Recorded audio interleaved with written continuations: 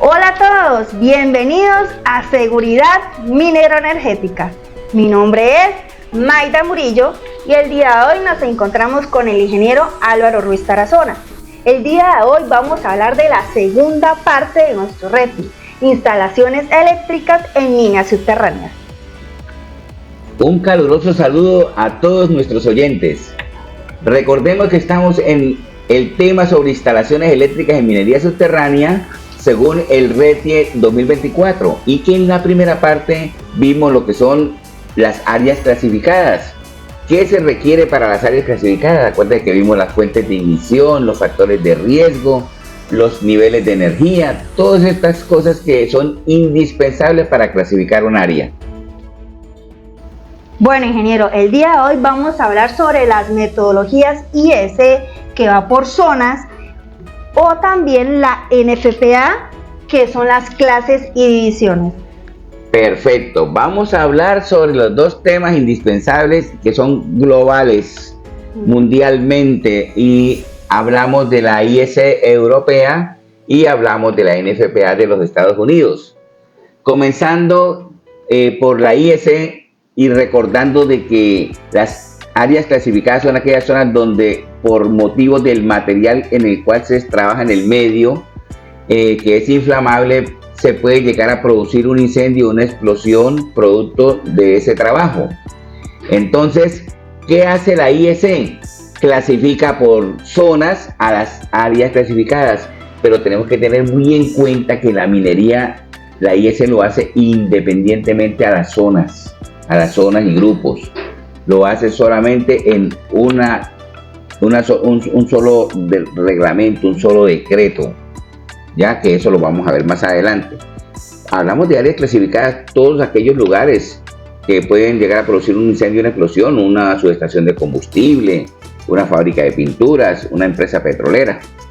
Entonces vamos a ver sobre ese tema para que podamos identificar muy bien lo que son zonas, grupos y clases y divisiones de la NFPA y qué pide en realidad qué se pide en realidad para la minería y qué es lo que exige el RETI para esta clase de actividades. Perfecto, comenzamos entonces. Entonces, las áreas con riesgo de gases o vapores inflamables nos dice la IS que está clasificada por ejemplo, los gases los clasifican por zona 0, zona 1 y zona 2. Y los polvos combustibles los clasifican por zona 20, 21 y 22. Viendo al primer punto, que son los gases inflamables, aquellos que pueden llegar a producir una explosión, ¿qué es la zona 0? Entonces, la zona 0, en este tipo de áreas, el riesgo de explosión o inflamación es susceptible de producirse en circunstancias normales de trabajo. O sea, tenemos ese gas ahí inminentemente. Por ejemplo, una subestación de combustible, como una gasolinera, ese gas, vapor de la gasolina, está constantemente allí. Eso es un área ahí al lado donde está el surtidor, eso es una zona 0. Bueno, ingeniero, y continuando con ese tema súper importante, quisiera saber cuáles son los grupos de gases y vapores, como también los polvos y las fibras combustibles. Perfecto, muy bien, Maida. Entonces vamos a hablar de ese tema. ¿Qué nos dice la IS? Dice que las zonas para lugares destinados al cuidado de la salud, zonas para polvo, fibras combustibles y una clasificación independiente aparte, como les había dicho, para la minería subterránea. La IS tiene esa clase de clasificación por grupos. Para clasificar las zonas existen 3 grupos para gases y vapores. 3 grupos para gases y vapores. Entonces vamos a verlos. Entonces, por ejemplo, el grupo 2C es para hidrógeno y acetileno. El grupo 2B es para acetaldehído y etileno. Y el grupo 2A es para polvos de metano, gasolina y propano, que es importante. Acuérdense que el grupo 2A es para para gases como el metano, gasolina y propano. Ahora, los grupos para los polvos y las fibras combustibles también tienen una clasificación. Por ejemplo, el grupo 3A. El grupo 3A está destinado a puras fibras combustibles.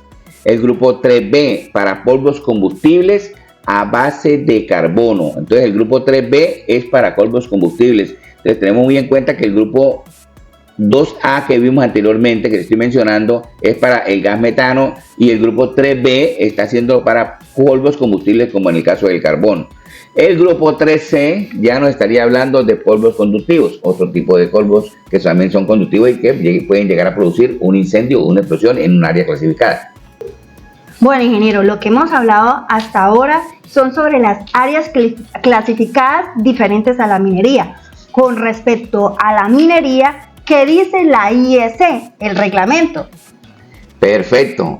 Vamos a ver, sí, todo lo que hemos hablado es para áreas clasificadas según la IEC, pero diferentes a la minería. Okay, ¿Ya? okay. Sí, por ejemplo, podemos decir una empresa petroquímica, una fábrica de pinturas, ¿ya? Un surtidor de combustible, una subestación de combustible. Entonces, toda esta área nos dice, todos estos aspectos, todo este reglamento nos dice que eso que estamos diciendo hasta el momento, por zonas, es para esa clase de áreas clasificadas. Ahora, qué buena su pregunta. ¿Qué nos dice la IEC con respecto a la minería? Son muy exclusivos. La selección de equipos, según la Directiva Europea o la IEC, en otras palabras, marca los aparatos para uso en minería o los delega solamente para darle una función especial. Por ejemplo, ya no vamos a ver que el equipo o la caja prueba de explosión nos va a decir que zona 0, zona 1, no. Son equipos especiales que lo vamos a demarcar, por ejemplo, con la marca CE inicialmente, que es la marca europea.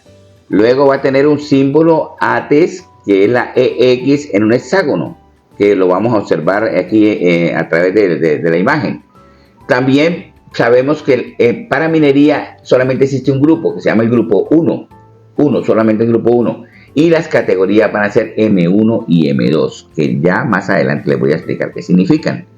Ya para aparatos industriales diferentes a la minería, ya va a ser la misma marca, la CE. Él también va a decir que el símbolo ATES es un hexágono con la letra EX. Y el grupo ya no va a ser 1, sino grupo 2. Y la categoría va a ser 1, 2 y 3. ¿Por qué? Porque la categoría 1 son gases, la 2 es para polvos y la 3 es para gases y polvos. Entonces es una forma de la IEC especificar claramente qué elementos o qué equipos debemos utilizar en minería y qué equipos son para utilizar en otras áreas diferentes a la minería. Bueno, entonces continuamos diciendo que los grupos para minería, por ejemplo, cuando hablamos del grupo 1 y hablamos de la categoría del equipo, por ejemplo, M1 y M2, podemos decir, ahí no hay zonas, ahí no podemos explicar zonas porque cuando usted habla de categoría M1 y M2 es exclusivo para minería, no tiene nada que ver con las zonas. Y el nivel de protección de ese M1 y M2 de esa categoría está identificado como MA y MB. Por eso es que en muchos equipos podemos ver las letras MA y MB, muchos equipos europeos que son exclusivos para la minería. Ese es el nivel de protección. Y se refiere a atmósferas donde hay grisú, polvos de metano y polvos de carbón. Y, por ejemplo, la parte MA significa que es grado de nivel de protección muy alto. O sea, atmósferas donde el equipo es capaz de permanecer en operación ante la presencia de una atmósfera explosiva. Entonces, eso es lo máximo, un equipo MA, según la IEC. Y el equipo de nivel de protección MB, que viene de la categoría M2, es el grado de protección, ya ahí sería el nivel de protección alto, no muy alto. ¿Y qué significa alto? Que debe ser desenergizado ante la presencia de atmósferas explosivas. En el momento en que hay una atmósfera explosiva muy fuerte, hay que desenergizarse. Entonces, generalmente hay que usar equipos MA, que son los exclusivos para la minería según la norma IEC. Ahora, cuando ya hablamos de los otros grupos, cuando ya hablamos del grupo 2, como les explicaba anteriormente, ya ahí sí vamos a hablar de zonas. Y entonces decimos que la categoría del equipo puede ser una categoría 1, la categoría 2 o la categoría 3. Y las zonas pueden ser 0, 20 o 1, 21 o 2, 22. Ya sea que se refiera a niveles de protección para gases o para polvos o para ambos.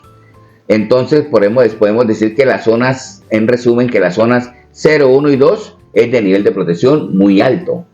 Que las zonas 1, 2 y 21 y 22 son de protección alto. Y la zona 2 y la zona 22 son de protección mejorada.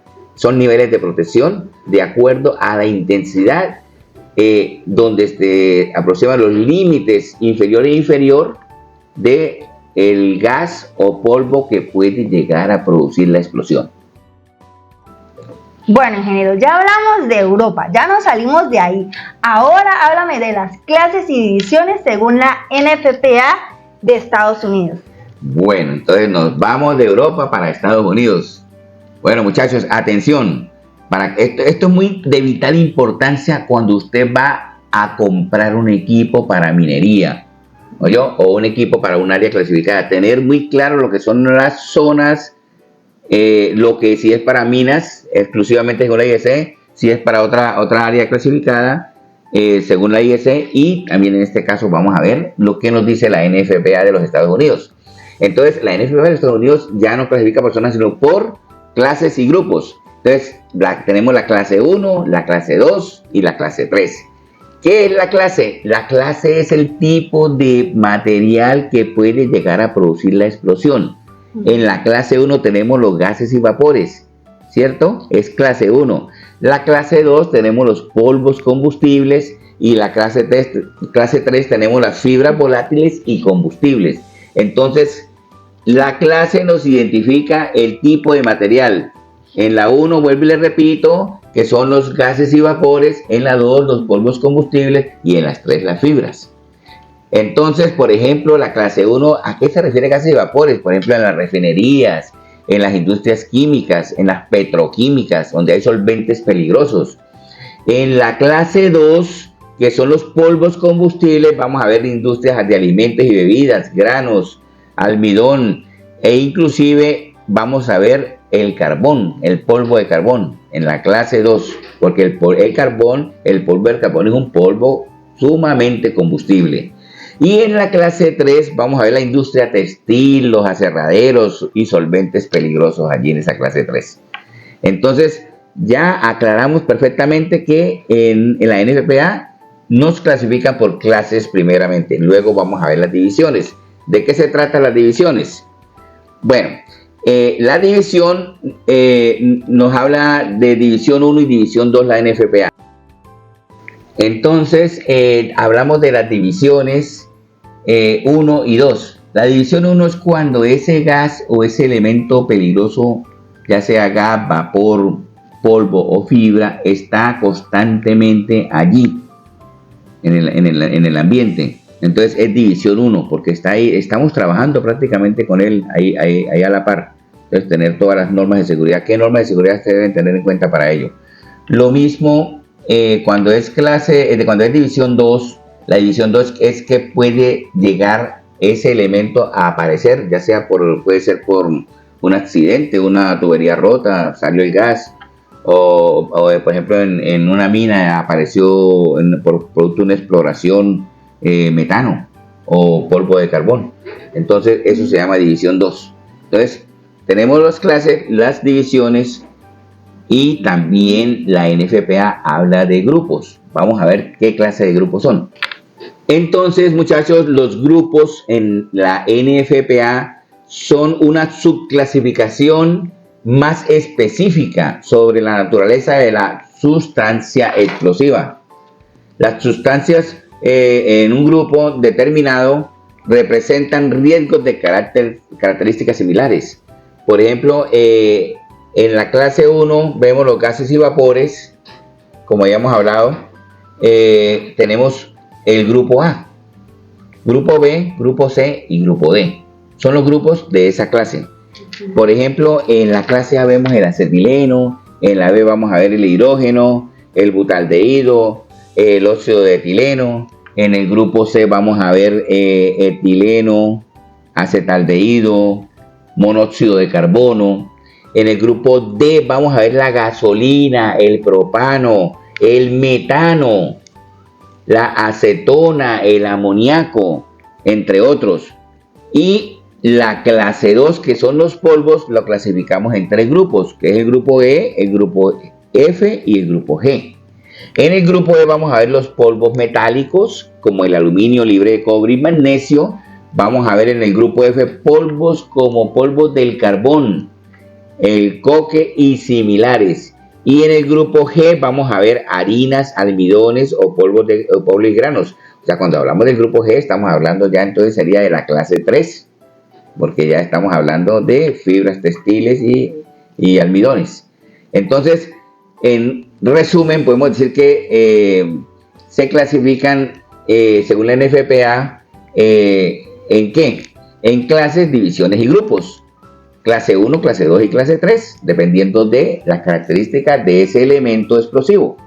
Las divisiones de acuerdo al estado en que permanezca ese elemento allí, ya sea permanentemente o por cortos periodos de tiempo o por algún accidente que haya ocurrido en ese lugar. Y los grupos nos van a identificar exactamente qué clase de gas es el que tenemos que proteger en ese ambiente. ¿Para qué toda esta clase de situación? Para poder identificar cuando compramos una caja a prueba de explosión o un motor a prueba de explosión, saber para qué clase, para qué área o para qué grupo lo vamos a comprar, para que cumpla con las especificaciones de acuerdo a ese tipo de material explosivo que va a estar en ese lugar. Lo mismo lo hace la IEC, por zonas, divisiones y por grupos, de acuerdo a ese mismo elemento peligroso que exista en esa zona. Bueno, ingeniero, lo que hemos visto hasta el momento, ¿qué debemos de tener en cuenta al comprar un producto a prueba de explosión? Muy buena pregunta. Fíjense que todo este reglamento que acabamos de ver de la IEC y de la NEMA nos conlleva a que, teniendo en cuenta, ya sea si es el equipo europeo o si es americano, si con todas estas cosas que vemos aquí, cada uno de estos aspectos, la clase, la división, los grupos, las zonas, o si es exclusivamente para minería, podemos comprar un equipo para la industria minera o para un área clasificada diferente a la industria minera. Recuerden que en la IEC solamente hay que comprar equipos MA, MB. Recuérdenlo, no es por zona. Si te van a vender un motor que diga zona 0, zona 1 para minería, eso no se debe comprar porque no cumple. ¿Ya? Si dice MA o MB, grupo 1, sí se debe, es exclusivamente para esta zona. Entonces hay que ver, aparte de la zona, aparte de M1 y M2, saber el nivel de protección si es MA o MB. Ya cuando es un equipo diferente para otra área clasificada, sí, hay que tener en cuenta zonas, clases, divisiones, grupos, ¿correcto? Entonces, hay que tener muy en cuenta esto, por eso es que nos dice el Reglamento Técnico de Instalaciones Eléctricas RETIE que debemos ceñirnos de acuerdo a la IEC o de acuerdo a la NFPA en esta clase de actividades para no incurrir en comprar cosas para minería que no cumplan, porque en caso de un accidente podemos llegar a cerrar la mina y a quedar a crear un incumplimiento por falta de conocimiento de estas normas. Y con eso lo podemos adquirir aquí viendo nuestro video. Por eso es que nosotros queremos capacitarlos para que no pase todo este tipo de inconvenientes. Ingeniero, ya hablamos sobre la IEC y la NFPA. Ahora, las temperaturas tienen un reglamento. ¿Qué papel juega esto con respecto a esta temática tan importante que hemos visto hasta el momento? Perfecto, claro que sí, Mayra. Las temperaturas que no les he mencionado, tanto en la IEC como en la NEMA, juegan un papel importante. Acuérdense que tenemos que, en la parte de que nos diga clase, grupo, división o zonas para determinar un producto o un área de acuerdo al material inflamable, también tenemos que tener en cuenta la temperatura de ese elemento. Okay. Las temperaturas según la IEC las clasificamos según T1, T2, las clasifican T3. ¿Qué es T1? Máxima temperatura de la superficie del elemento, porque recuerden que ese material, ese motor, ese equipo debe tener un máximo de temperatura de acuerdo al gas que esté manejando. No sea que esa temperatura se coloque en un lugar que no es indicado, la temperatura sea alta y se produzca la inflamación del gas o el polvo que esté manejando inflamable. Entonces, ¿cómo lo clasifican? La IEC la clasifica, por ejemplo, por decir, vamos a ver una tabla aquí más adelante aquí en esta temática. Por ejemplo, la EC nos clasifica como T1 a una temperatura, lo mismo que la NTC, máximo 450 grados centígrados. Vamos a ver otro ejemplo, como la T3, que es 200 grados centígrados. La T5 puede ser 100 grados centígrados, por ejemplo, la temperatura que hierve el agua es la T5. Y podemos observar también que, por ejemplo, hablamos de grupo 1, grupo 2A, grupo 2B y grupo 2C aquí en la norma IEC, y ellos nos indican de acuerdo, por ejemplo, en la T1, en el grupo 1 T1, debe decir T1 en el producto que vamos a comprar, si vamos a comprar un elemento del grupo 1 para uso en minería. Ahí no especifican temperaturas, sino que debe decir solamente T1, o sea, máximo 450 grados centígrados.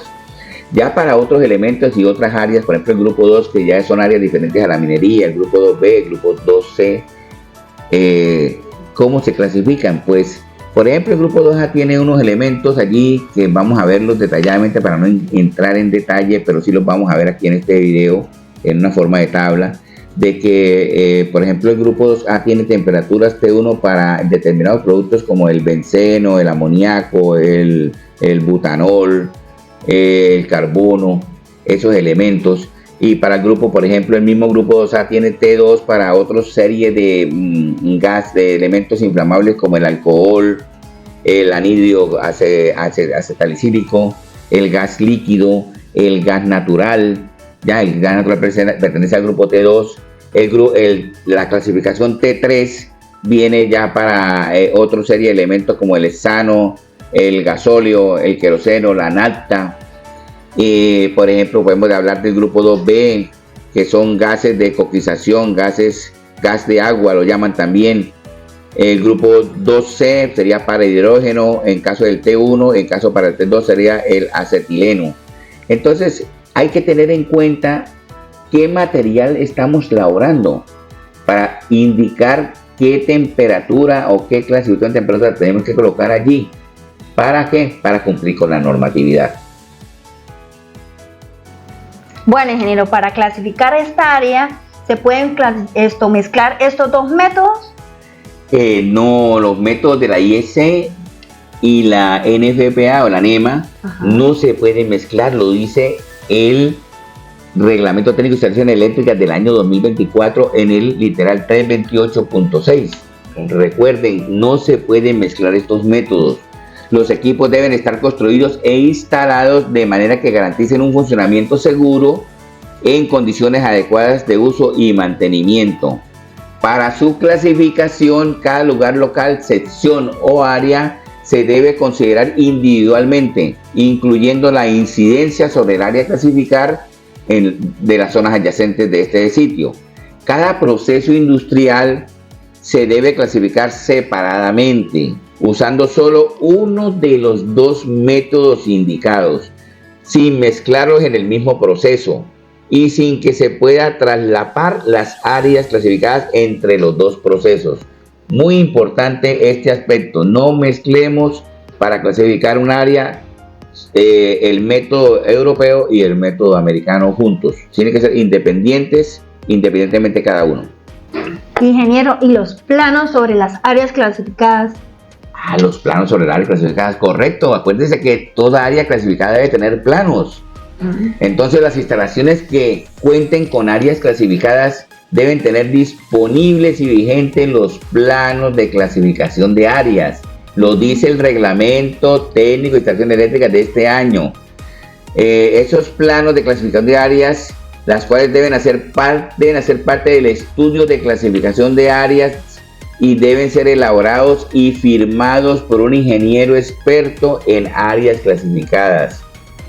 Los planos de clasificación deben mostrar las distancias o cotas de los sitios clasificados, incluyendo las alturas. Deben estar disponibles con las memorias de cálculo del estudio realizado para clasificar estas áreas o estos lugares que son áreas con riesgo de explosión o de incendio. Y algo importante que debemos tener en cuenta en esta clasificación de área es que la clasificación es activa, es decir, que debe permanecer actualizada. No es que vamos a hacer una clasificación de áreas y la vamos a dejar para 10 años. ¿Oyeron? Entonces, esa debe ser actualizada cada vez que se modifiquen procesos o magnitudes de producción, o cada vez que los usuarios midan atmósferas inflamables o combustibles por fuera de los sitios ya clasificados. Entonces, cada vez, por ejemplo, en minería, que es una empresa dinámica que cada día avanza más, hay que estar determinado tiempo haciendo nuevamente esos planos de clasificación de áreas. Los equipos eléctricos instalados en áreas peligrosas deben estar certificados para los parámetros de la clasificación del área correspondiente. Deben estar rotulados y cumplir con los requisitos de una norma internacional de reconocimiento internacional, ya sea la IEC o la NTC, aplicada al producto para uso en esas condiciones. Entonces, muy importante que todos los equipos eléctricos que se usan en minería deben estar rotulados, certificados y clasificados de acuerdo al plano del área clasificada, o sea, para su instalación.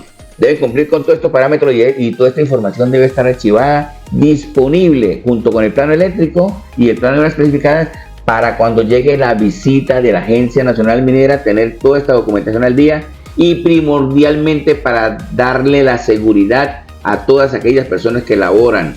Y importante, cuando tenemos todas estas condiciones listas, todas estas condiciones ya estables y organizadas dentro de la mina, lo que hacemos es que disminuimos las cantidades de muertes en la minería, porque estamos cumpliendo con un plano de áreas clasificadas donde también vamos a tener un plano de ventilación, un plano eléctrico, unos equipos organizados de acuerdo a esas áreas que clasificamos al principio, y vamos a tener un buen sostenimiento de la mina. Por lo tanto, no disminuimos prácticamente en un 90%, 99% las muertes en minería, porque es que las muertes en minería se ocasionan cuando incumplimos cada uno de estos reglamentos.